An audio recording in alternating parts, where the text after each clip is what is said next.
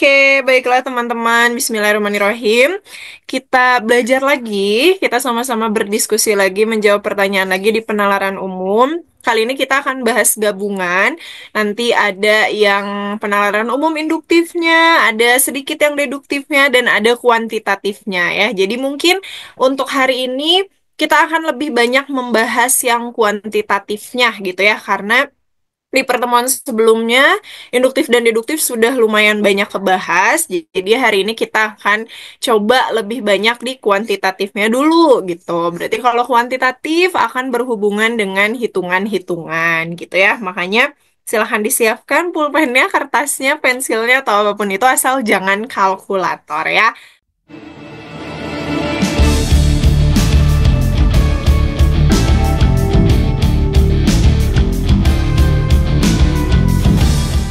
Oke, baiklah teman-teman. Kita coba mulai dari soal nomor satu. Yang ditanyakannya adalah, manakah di bawah ini pernyataan yang benar berdasarkan paragraf satu. Jadi ini sudah kakak split paragrafnya ya. Dia adalah paragraf pertama. Silakan, monggo dicari jawabannya.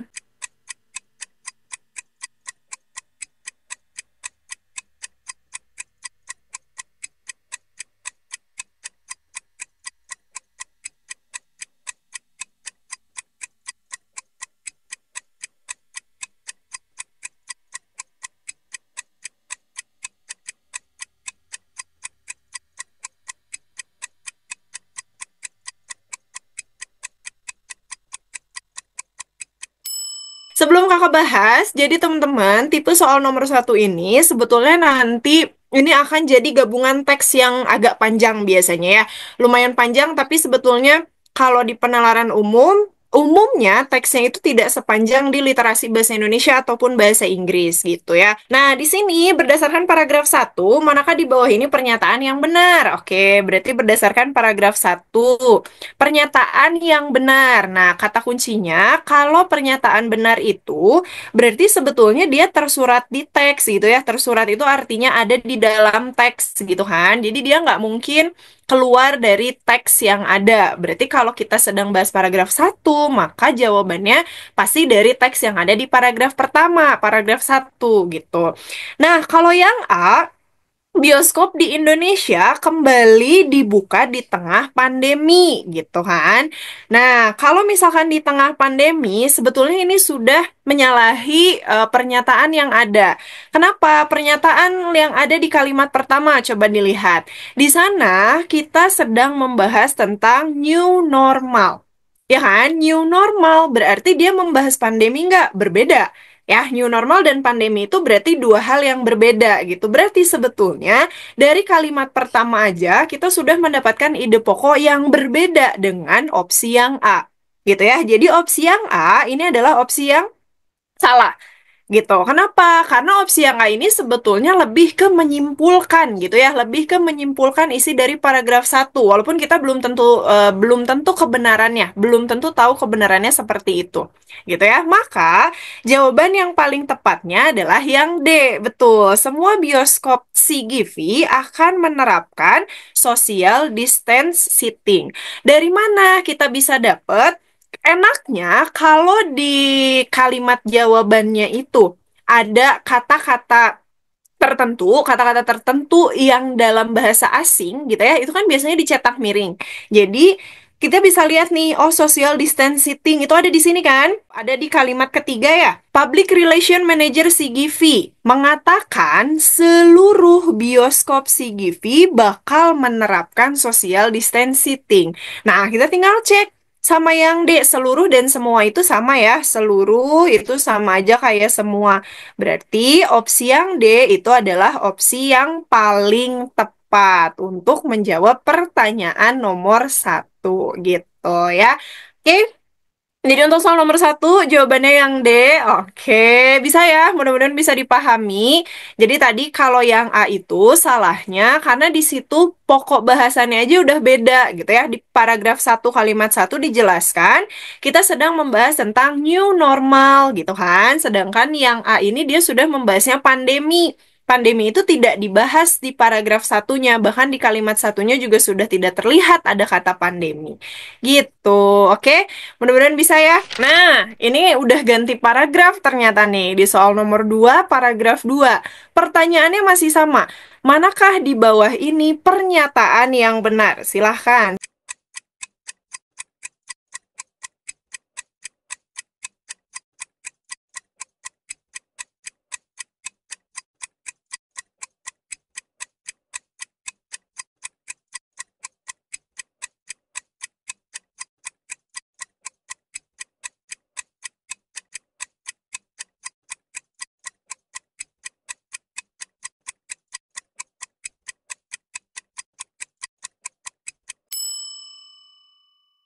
Pernyataan yang benar.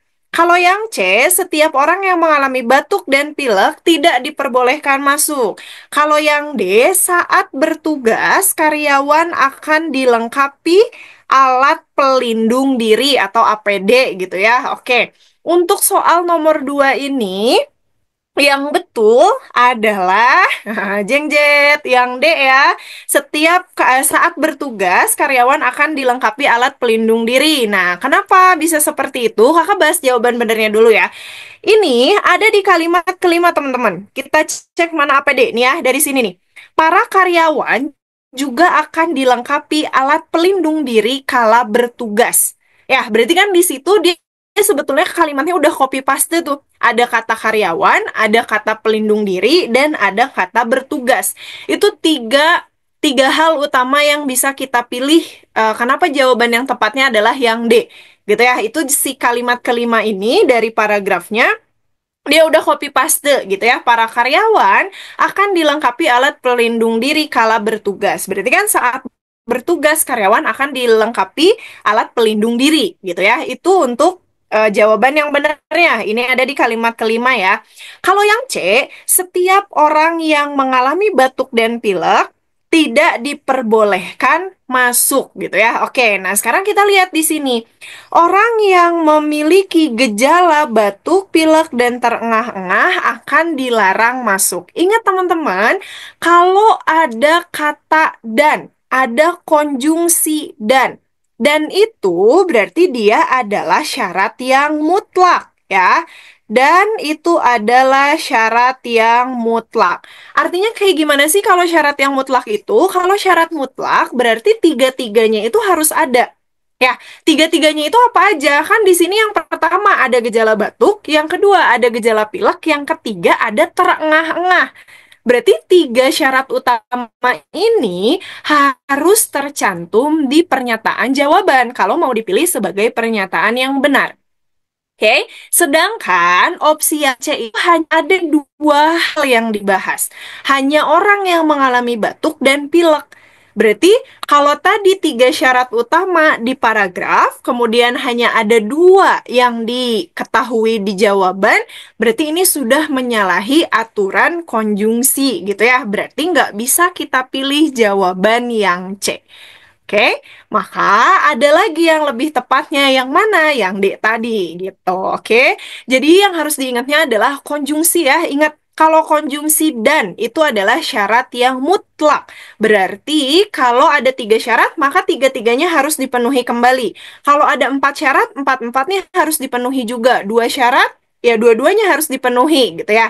Sedangkan kalau nanti konjungsinya atau, nah, ini kalau atau itu baru dia boleh memilih gitu kan. Perbedaannya ya kalau atau boleh memilih. Berarti kalau hanya ada satu ya udah nggak masalah gitu ya. Berarti itu bisa kita sebut sebagai pernyataan yang benar.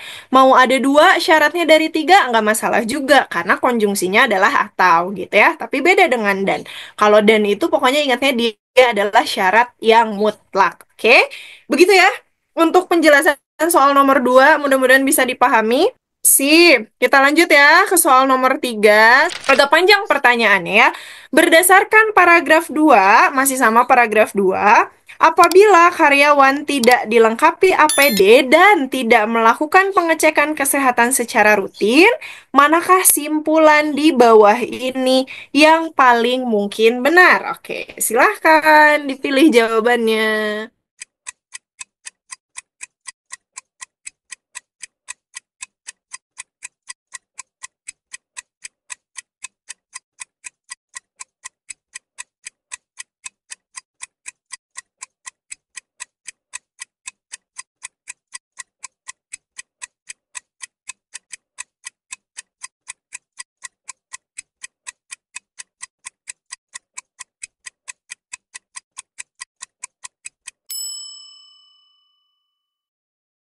Kita lihat ya untuk soal nomor dua, maaf nomor tiga ya, nomor tiga tapi berdasarkan paragraf 2. Apabila karyawan tidak dilengkapi APD dan tidak melakukan pengecekan kesehatan secara rutin.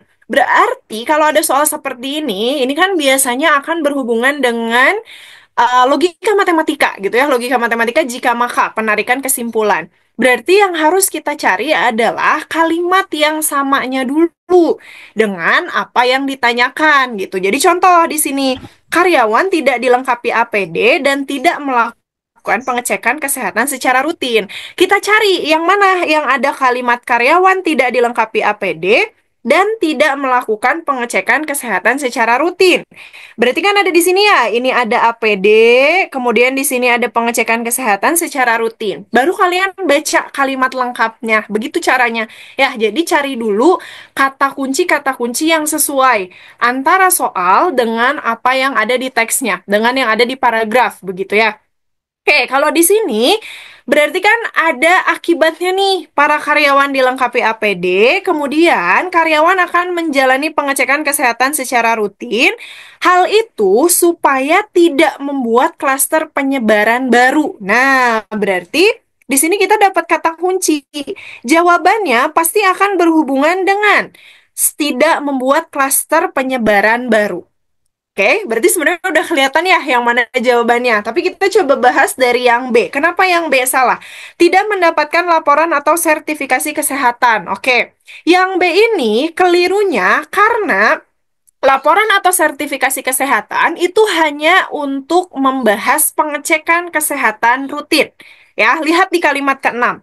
Tak hanya itu, karyawan juga akan menjalani pengecekan kesehatan rutin 2 pekan sekali dan dicatat dalam laporan atau sertifikasi.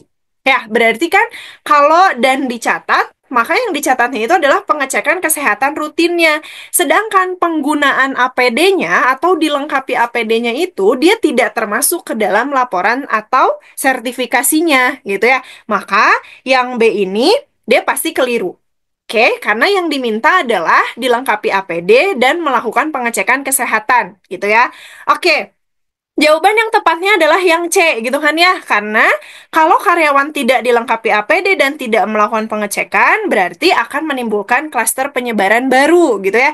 Ini P maka Q, negasi Q maka negasi P pakainya ya. Jadi, kita pakai P maka Q, bentuk ekuivalennya adalah negasi Q maka negasi P. Pakai yang ini, gitu ya. Maka jawaban yang paling tepatnya adalah yang C.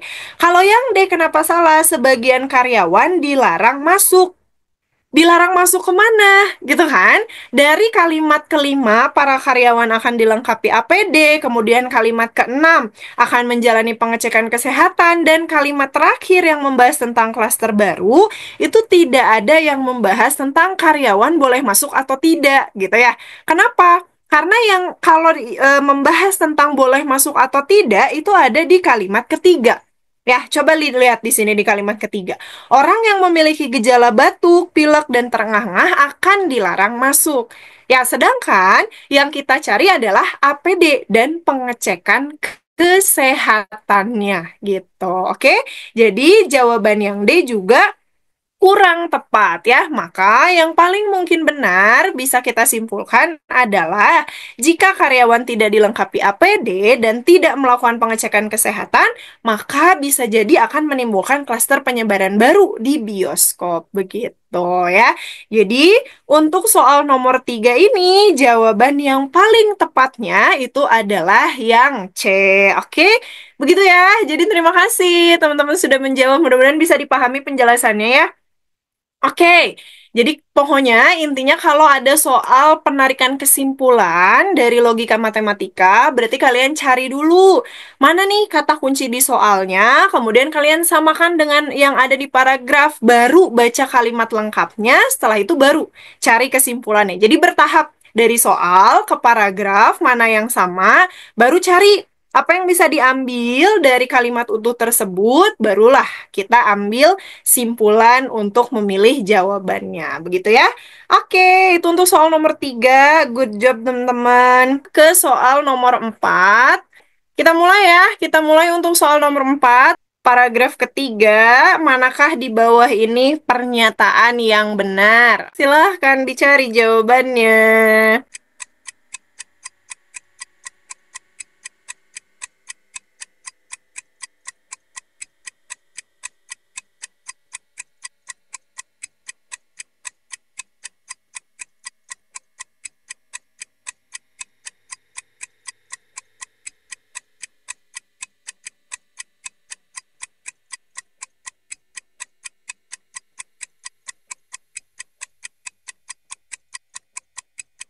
Jadi untuk soal nomor 4 ini dari paragraf 3 kita bisa mendapatkan pernyataan yang benarnya juga ada di kalimat ketiga ya.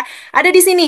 Dewinta mengatakan Sinemay XX1 menggunakan cairan disinfektan yang biasanya dipakai bla bla bla gitu ya. Oke, jadi apa yang bisa kita simpulkan? Kalau misalkan ditanyakan pernyataan yang benar, maka langkah pertama yang harus kalian cari itu adalah kalimat yang copy paste dari paragraf ke teks dari paragraf ke teks maaf dari paragraf ke pilihan jawaban paragraf ke pilihan jawaban begitu cara paling mudahnya gitu ya. Jadi cari kalimat yang bener-bener plek ketiplek gitu ya, yang sama dulu.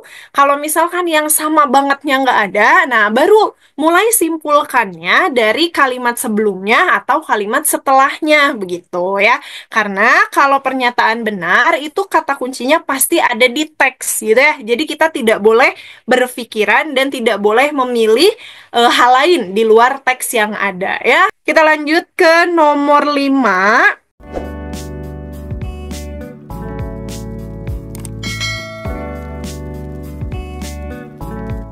Yang mana kira-kira ya? Ini udah ganti lagi paragrafnya berdasarkan paragraf keempat. Manakah di bawah ini pernyataan yang benar? Oke, monggo.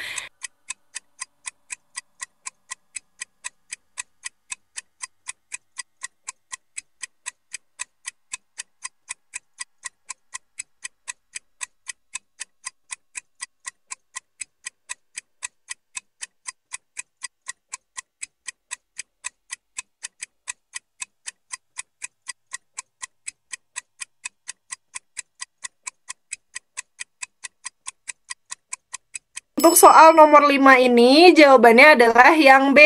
Ini mah jelas ya, kelihatan langsung ada di kalimat kedua, Cinema XX1 menutup seluruh bioskop di DKI Jakarta. Jadi begitu dapat kalimat 2, oh langsung ada nih jawaban yang B. Ya udah langsung dipilih gitu ya.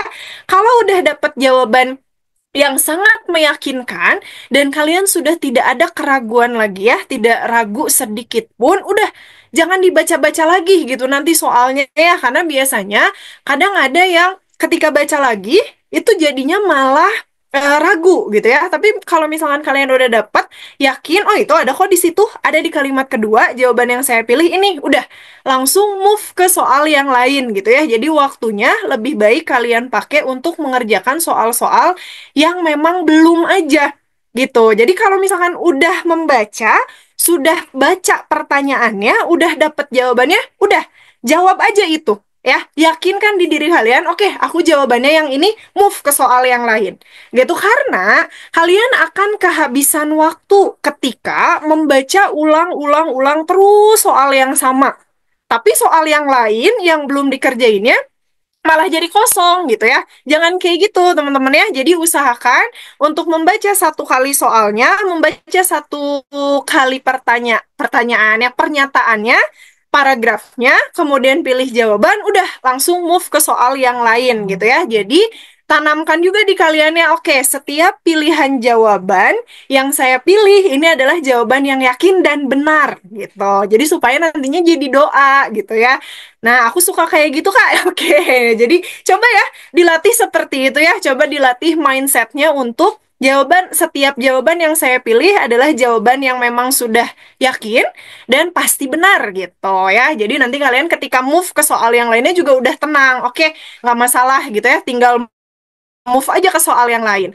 Kecuali kalau kalian masih punya waktu lebih, misal di akhir itu masih punya waktu 5 menit dan semua soalnya udah kejawab gitu. Nah, itu baru boleh dibaca lagi, di track ulang lagi nggak masalah ya. Tapi kalau waktunya udah mepet, udah pas-pasan, lebih baik fokus ke soal yang kaliannya belum menjawab gitu ya. Siapa tahu udah langsung dapat hidayahnya gitu ya, ilhamnya itu dapat begitu ya. Mulai soal nomor 6 ini, kita akan masuk ke penalaran umum kuantitatif. Jadi, boleh ya siapkan kertasnya, siapkan pulpen atau pensilnya, atau boleh notes di handphone. Tapi tolong jangan menyiapkan kalkulator. Kalkulator apapun. Kalkulator di handphone nggak boleh, kalkulator analog juga nggak boleh ya. Kalkulator yang ada wujudnya, ada wujudnya. In real life itu ada, itu nggak boleh ya. Oke, kita coba ya. Kita coba ke soal nomor 6 ini dalam waktu 1 menit. Apakah kalian siap gitu ya? Harus siap dong ya. Oke, kita mulai ya. Kita coba soal nomor 6, silahkan. Yo, manakah nilai yang tepat untuk mengisi gambar tersebut? Berarti yang ditanyakan adalah nilai Z. Yo,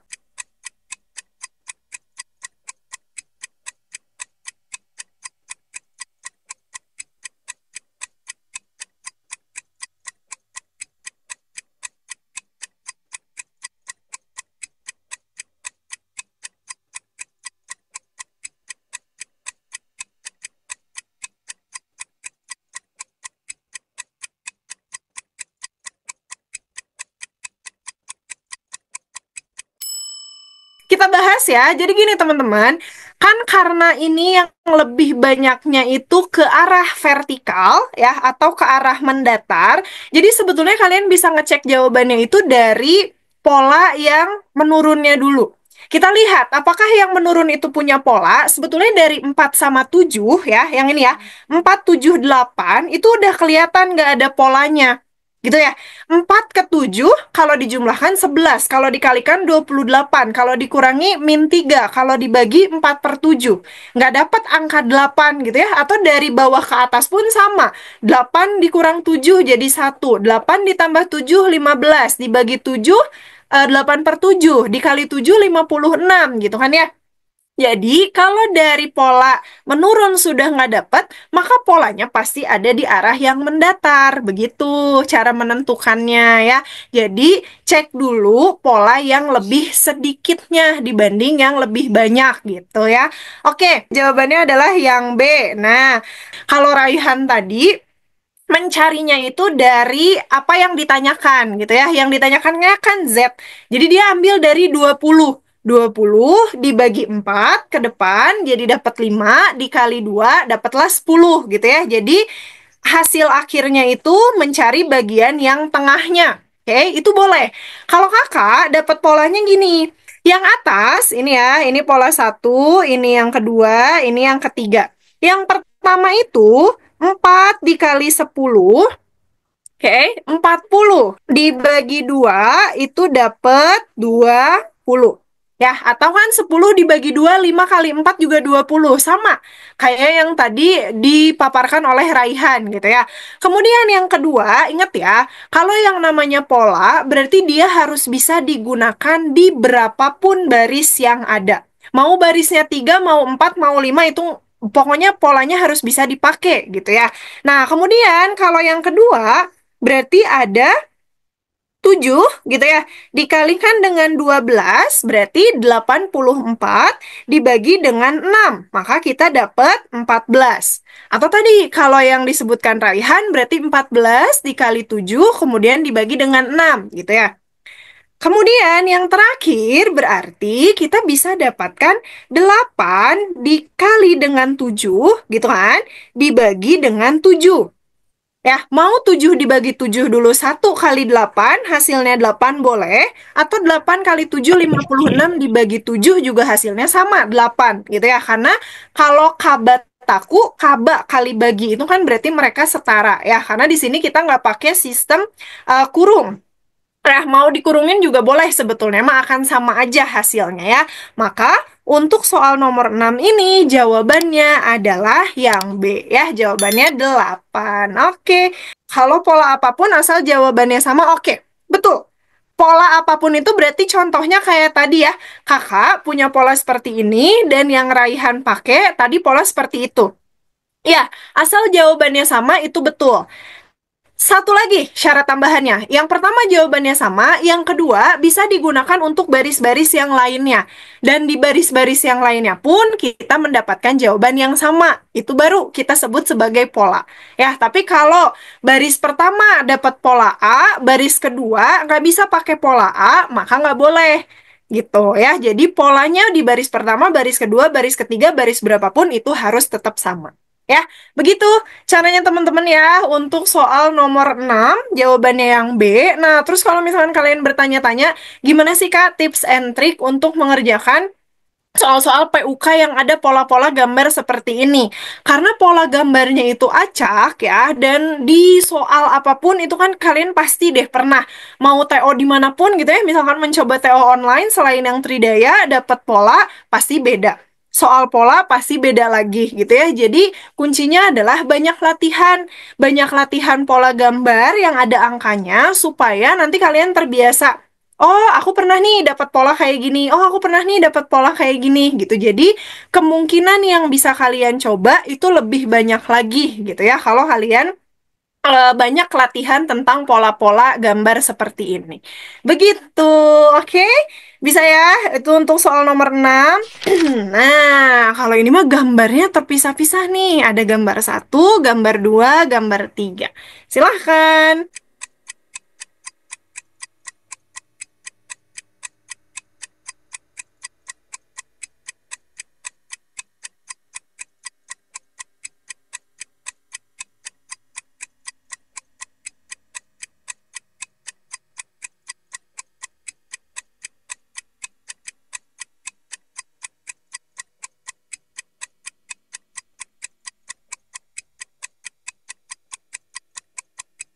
Jadi polanya 12 dibagi 3 kali 4 gitu ya. Jadi 12 dibagi 12 hasilnya adalah 1 gitu kan. Ini untuk gambar yang pertama. Gambar yang kedua itu berarti kita ambil 16 dibagi dengan 4 dikali 2 gitu ya. Jadi 16 dibagi dengan 8 hasilnya adalah 2 gitu ya.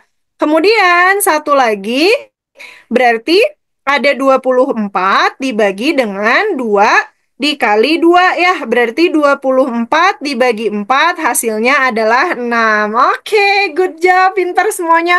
Teman-teman gini, kalau ada pola gambar yang lebih dari 2 gambarnya, itu umumnya mereka polanya itu di masing-masing gitu ya. Di masing-masing gambar ada pola, digunakan untuk gambar lain dan gambar lainnya. Gitu, karena kalau polanya 2 gambar, itu kadang ada juga yang dari gambar satu ke gambar 2 polanya ya. Nantilah, kalau ada contohnya, kita coba bahas ya, begitu. Jadi kalau yang 3 gambar, itu biasanya dia gambar satu, gambar 2, gambar 3 punya pola masing-masing. Ini kan ada 3 gambar nih. Yang ini ya, ini ada satu, dua, 3 gambarnya. Kalau gambarnya ada 3, itu biasanya ini polanya itu digunakan untuk masing-masing gambar. Pola yang kita dapat. Nah, kalau hanya ada 2, biasanya gini ya, ada segitiga pertama, segitiga kedua, gitu ya. Misal di sini ada 3, di sininya 5, kemudian di sini 5, di sini 7, di sini 7, di sini berapa gitu. Nah, si tengahnya ini kan nggak ada gambarnya ya.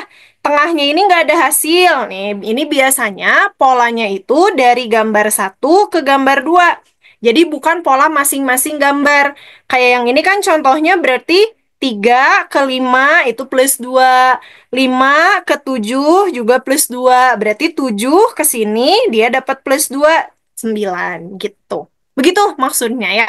Nanti kalau ada contoh soalnya, kita coba bahas ya. Oke, kita lanjut dulu ya. Coba. Nah, silahkan.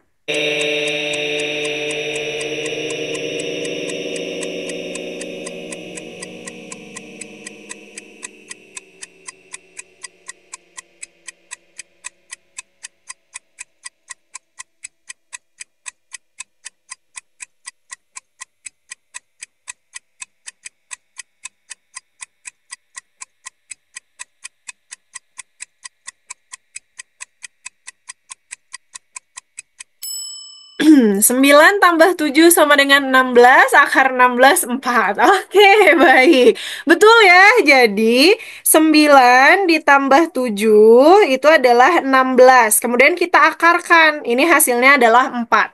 Kemudian yang kedua, 22 ditambah 14 itu adalah 36. Kita akarkan, maka hasilnya adalah 6. Ya, kemudian berarti yang terakhir 35 ditambah 14 itu adalah 49. Diakarkan hasilnya adalah 7. Oke, dari mana kita bisa terfikirkan kalau itu diakarkan? Pasti pertanyaannya kayak gitu kan. Kok bisa sih gitu ya, tiba-tiba diakarin? Ya, segala kemungkinan memang bisa ya teman-teman. Walaupun ketika kita mengerjakan pola gambar, itu angka yang boleh dipakainya ya hanya angka yang ada di situnya aja.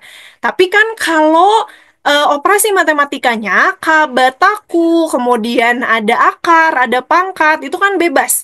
Mau pakai yang manapun dan mau pakai berapa kali juga nggak masalah gitu ya. Nah, kalau kita udah tahu ada bilangan-bilangan pangkat sempurna, pangkat sempurna itu berarti contohnya 1 kuadrat 1, 2 kuadrat 2, 3 kuadrat 9, 2 kuadrat 2, 2 kuadrat 4, maksudnya ya 3 kuadrat 9, 4 kuadrat 16, 5 kuadrat 25, dan seterusnya. Maka kita harus curiga itu adalah bilangan hasil akar atau bilangan pangkatnya. Contoh, di gambar 1 dan 2 kita kan dapat angka 16 dan 36 kalau kita sudah menjumlahkan gitu ya. Kemudian di sininya ada angka 4 dan ada angka 6. Oh, 16 hubungannya sama 4 apa ya? Akar atau pangkat. 4 kuadrat hasilnya adalah 16. 36 apa hubungannya dengan 6? Oh iya, 6 kuadrat itu adalah 36. Atau akar 36 itu adalah 6 gitu ya. Jadi ini berlaku juga kalau kalian mengerjakan pola bilangan. Pola bilangan itu barisan biasanya ya, yang ada barisan, kemudian ada angka 4, 9, 16, 25, itu biasanya dia termasuk sebagai bilangan pangkat atau bilangan akar gitu ya. Maka untuk soal nomor 8 ini, jawaban yang paling tepatnya adalah yang B, begitu ya. Oke, kita lanjut lagi ya. Nah, ini udah mulai ke barisan nih, barisan deret, barisan deret. Ya, pola bilangan tetap ya. Oke, yuk kita coba ya nomor 9. Silahkan. Nah, ini kayaknya sering deh ini.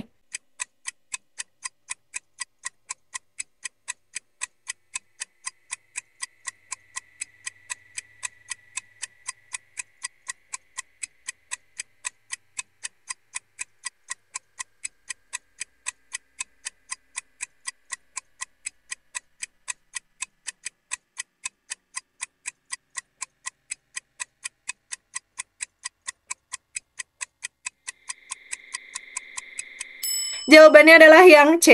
Ini kita pakai pola kelipatan 2 atau perkalian 2 gitu ya. Jadi dari 3 ke 5 ini kalau dijumlahin kan plus 2. 3 plus 2 jadi 5. Kemudian 5 ke 9, 5 plus 4 jadi 9 gitu ya. Kemudian 9 ke 17 berarti plus 8 gitu ya. Nah, maka kalau kita lihat di sini, ini kali 2 gitu ya. Ini juga kali 2. Atau mau dijadikan 2 pangkat 1, 2 kuadrat, 2 pangkat 3 juga nggak masalah. Sama aja ya, sama aja kelipatan 2. Berarti ini 8 kali 2, kita akan dapat 16. Maka 17 ditambah 16 hasilnya adalah 33. Oke, jadi jawabannya adalah yang C. Nah, hati-hati ya. Biasanya ketika kalian udah dapet pola, itu kadang ada yang suka salah ngitung. Jadi 17 ditambah 16 itu hasilnya 35 gitu loh. Nah, makanya kenapa kakak dari sekarang merekomendasikan ke kalian untuk stop menggunakan kalkulator ketika menghitung dan menjawab soal-soal UTBK ya, baik di PUK, baik di PK ataupun PM, itu kan nanti semuanya nggak boleh pakai kalkulator gitu ya, supaya kalian terbiasa untuk menghitung hal-hal yang sederhana dan jadinya lebih teliti gitu ya. Jadi sebetulnya untuk menguji ketelitian kalian juga. Supaya kaliannya, oh iya, 7 tambah 6 itu 13 bukan 15 gitu ya. Karena kan kalau di bawah tekanan, under pressure kan biasanya suka deg-degan banget gitu ya. Jadi alhasil memilih jawabannya yang keliru gitu ya. Jadi dicoba ya, jangan pakai kalkulator dari sekarang ya. Oke. Untuk soal nomor 10 masih sama tentang pola barisan juga. Silahkan.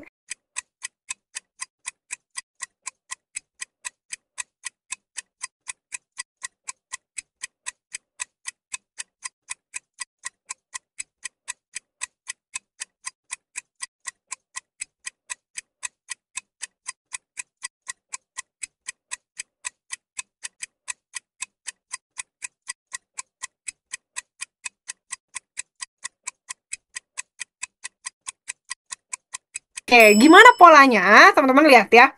Jadi, kita ambil suku pertama. Suku pertama itu ada angka 3 ya. Aku D. Oke, kita tanya nih ya. Hai Fayaza. Jawabannya bener nih yang D. Dapat dari mana Fayaza? Mudah-mudahan gak nembak. Amin. Eh, Kalau aku, Kak, Ya. 3 tambah 3 dikurangi 1 jadi 5. Mhm. Terus 5 tambah 5 kan 10, kurangi 1 jadi 9. Nah, terus Oke. 9 tambah Anjir, 9, kesel. 18, kurangi 2, jadi Yes. 16. 16 Aha. tambah 16, eh, 32. ya nggak tahu deh Kak, pokoknya ya segitu. Oke, baiklah. Terima kasih Fayaza. Betul ya teman-teman, polanya seperti itu. Nggak nyangka kan? Lebay banget ya nggak nyangka ya. Tapi biasanya kadang ketika kita mengerjakan pola bilangan itu kadang si polanya mind blowing banget gitu ya. Dapat kayak gitu. Oke, jadi polanya gini. 3, kalau tadi Fayaza 3 ditambah 3. Itu kan sama aja kayak 3 dikali 2 ya. Kalau kakak dapatnya 3 dikali 2 dikurang 1. 6 dikurang 1 itu hasilnya 5. Oke. Nah, kemudian dari 5 ke 9 itu gimana caranya? Sama, 5 dikali 2 dikurang 1. Dapat kan 9? Gitu ya. Oke. Ini sama dengannya kayak Z ya. Kita ganti. Oke. Nah, sekarang kali duanya udah sama. 9 ke 16. Oke, kita coba 9 dikali 2 gitu ya. 9 dikali 2 itu hasilnya 18. Kalau dikurang 1 jadi 17 bukan 16. Supaya 16 gimana? Dikurang 2. Oke, berarti 9 dikali 2 18 dikurang 2 16.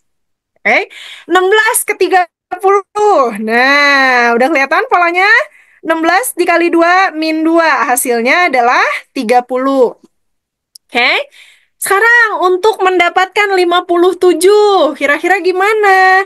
30 dikali 2 dikurang berapa guys? Dikurangi Dikurang 3. 2 bisa nggak? Yes, betul. Dikurangi dengan 3. 57. Berarti pola selanjutnya gimana? 57 kali 2. Aha, terus?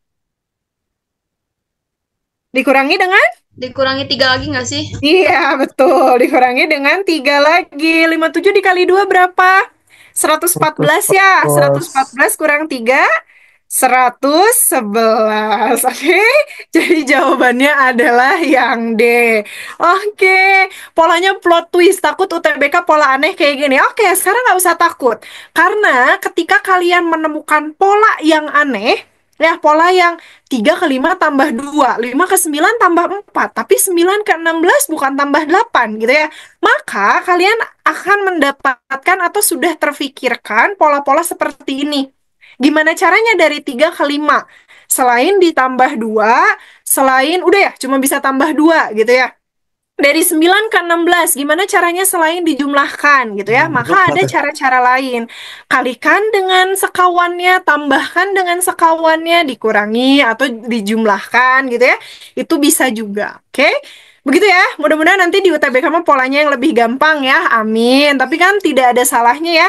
Kita tetap harus tahu pola-pola lainnya itu seperti apa. Begitu ya. Oke, baiklah. Lanjut ya. Kita lanjut lagi karena waktunya masih ada. Kita coba lanjut ke soal nomor 11 ya. Yo.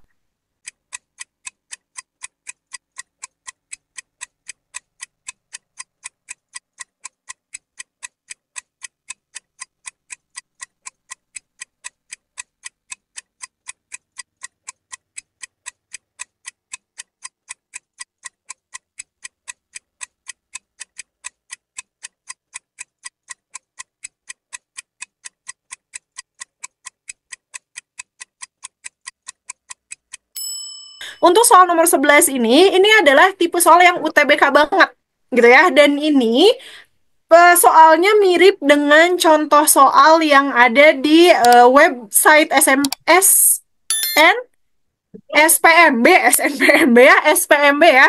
Oke, jadi kalau teman-teman mau akses di sana ada gitu ya. Ini adalah salah satu contoh soalnya tentang perbandingan senilai gitu ya. Apa bedanya perbandingan senilai dengan perbandingan berbalik nilai? Kalau perbandingan senilai itu ketika yang satu naik, maka variabel lainnya akan naik. Ketika yang satu turun, maka variabel lainnya juga akan turun. Gitu ya.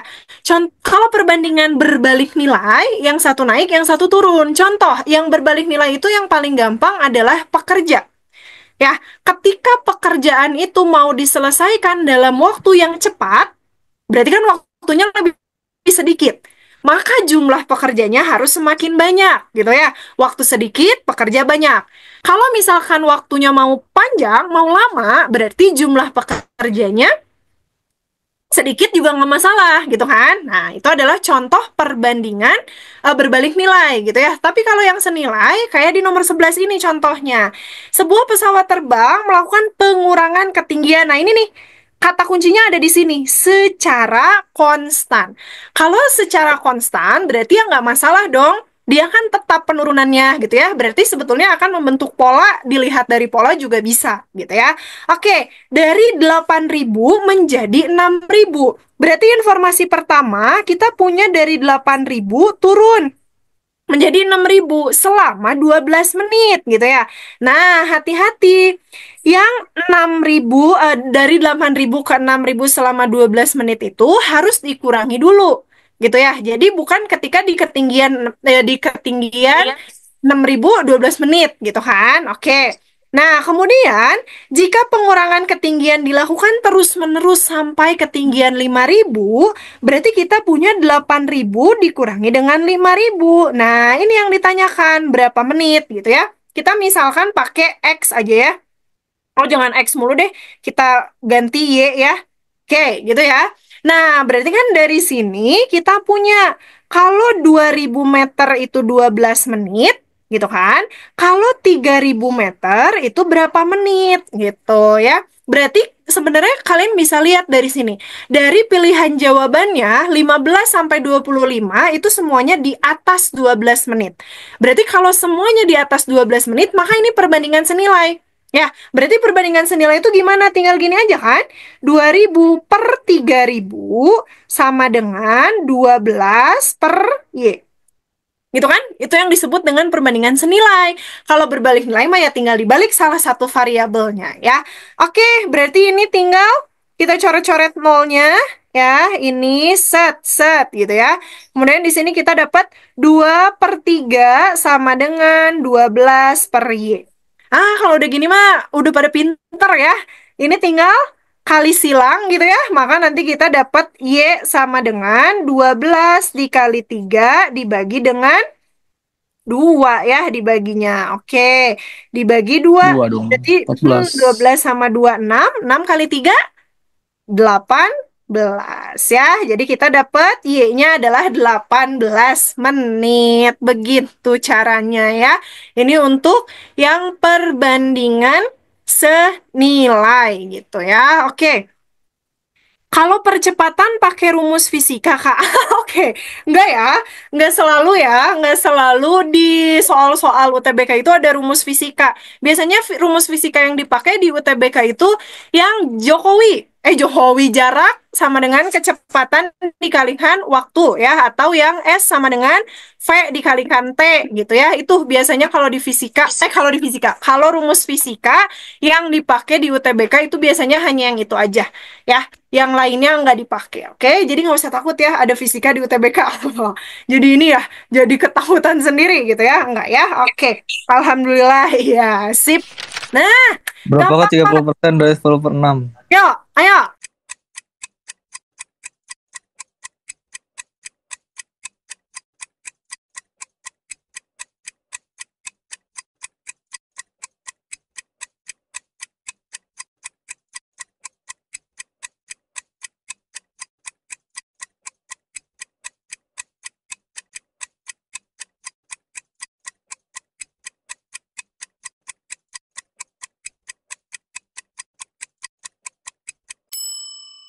jawabannya yang C ya. Nah, ini teman-teman, salah satu soal yang bisa kalian kerjakan dalam waktu kurang dari 1 menit. Bahkan ini mah kurang dari 20 detik juga bisa gitu kan ya. 30/100 dikali 10/6 gitu ya. Karena ini kan bentuk persentase itu berarti menyatakan per 100 ya. Berarti ini kalau dihitung tinggal 30/100 dikalikan dengan 10/6. Oke, berarti ini kan nanti tinggal mau coret atas bawah boleh. Ini lebih gampang, coret dengan ini ya. Maka nanti hasilnya adalah 3/6. Jadi kita dapat yang C begitu ya. Gampang kan ya? Oh, gampang lah ya soal-soal persentase seperti ini mah. Biasanya kalau soal-soal persentase itu nanti munculnya di keuntungan dan kerugian. Pernah ya? Pernah dibahas di TO juga pernah di ngebaso juga pernah gitu ya yang tentang persentase keuntungan kerugian. Itu biasanya muncul juga begitu. Oke, itu untuk soal nomor 12. Untuk penalaran umum hari ini kita cukupkan sampai di sini dulu ya. Ada yang mau ditanyakan dulu? Atau ada yang mau... Aku mau nanya, Kak. Oke, Dinar dari MTC. Boleh, silahkan Ya. Dinar. Nah, aku penasaran kan nanti kalau kita UTBK tuh dikasih kertas buram dari sananya. Oh, Nah, itu tuh kalau pas itu kan pasti untuk perhitungan kan. Kalau misalkan ngitung sama sekali gimana? Jadi kayak ada mungkin ya orang yang kayak dia tuh nembak gitu. Jadi di hitungannya itu cuma kotretan kecil doang, nggak ada yang bener-bener rumus. Itu bakal dicurigai atau enggak? oh enggak. Enggak. Tenang aja, tenang ya. Enggak, betul. Jadi gini, nanti kalian akan dikasih kertas buram. Kertas buram itu menjadi hak milik kalian selama kalian UTBK. Terserah mau dipakai apapun gitu ya, tapi dah kalian kan hanya akan dikasih pulpen atau pensil gitu ya, nggak akan dikasih hal lain ya, bisa dipakai apa lagi selain nulis gitu ya. Kemudian kalau misalkan kotretannya nggak dipakai Kak, karena nembak semua, ya nggak masalah, nggak akan dicurigai gitu karena kan sebelum masuk ke ruangan juga itu kalian akan diperiksa dulu ya, akan diperiksa dulu dari ujung rambut sampai ujung kaki gitu kan ya. Kemudian nanti psikotretan itu akan dikumpulkan kembali, jadi tidak diperkenankan untuk dibawa pulang ya. Jadi nanti sama pengawas juga akan diambil lagi gitu. Jadi selama pengerjaan UTBK-nya kalian tidak melakukan hal-hal yang di luar aturan gitu ya, ya itu tidak akan jadi masalah gitu. Nggak akan dicurigai kok gitu ya. Tapi ya jangan kosong-kosong banget kali ya. Bisa kali dipakai ngitung ya. Bisa dipakai ngitung buat ngotret-ngotret dikit-dikit lah gitu ya. Jangan yang benar-benar kosong melompong banget ya. Gitu Dinar. Ya, Kak, terima kasih. Oke, kenapa Dinar udah ada ini? Udah ada rencana nggak akan dipakai kotretannya? Enggak, cuma kepikiran aja gitu dari aku nonton konferensi pers gitu kan bakal dikasih kertas kayak gitu. Terus Oke. aku mikir kalau misalkan ada orang yang bener-bener gak ngitung sama sekali, apakah akan dicurigai gitu. Oke, baiklah. Nggak ya, insya Allah nggak ya. Selama kalian masih mematuhi aturan itu tidak akan dicurigai ya. Ada lagi teman-teman yang mau bertanya? Aku mau nanya Kak, aku tuh kan suka bingung sama soal-soal kayak tadi. Nah, aku tuh bingung Kak kayak kalau misalkan itu tuh harus dikali atau dibagi gitu. Nah kan aku tuh nangkepnya kalau ada kata-kata dari itu kan harus dikali. Nah Mhm. kalau misalkan ada kasus yang harus dibagi itu tuh biasanya kata-katanya kayak gimana Kak? Oke, baik. Oke, terima kasih pertanyaannya ya. Jadi tadi soal yang nomor, sorry.